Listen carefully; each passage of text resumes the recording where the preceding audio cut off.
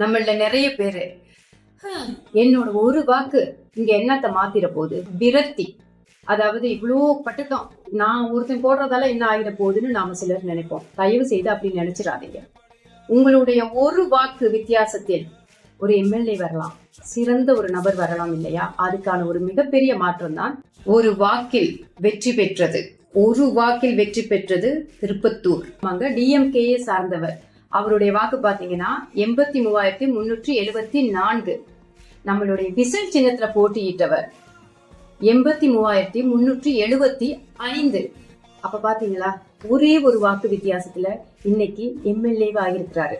எவ்வளவு பெரிய விஷயம் இது. ஏன் அப்படின்னா, நாம விரத்தியில விட்டாலும் சரி, ஏதோ ஒரு மன கஷ்டத்துல வேணான்னு நம்மளுடைய ஜனநாயக கடமையை செய்யாம விட்டால் இழப்பு நமக்கு மட்டுமே தான்.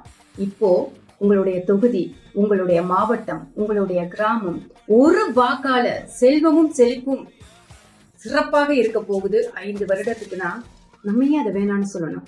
நம்மளுடைய கடமையை விட்டு கொடுக்கணும். தயவு செய்து இனிமே எந்த காலத்திலையும் என்னோட வாக்கு இங்க எதையும் மாத்திராது அப்படின்னு நினைக்காதீங்க. உங்க ஒரு வாக்கு சரித்திரத்தையே மாற்றி இருக்கு.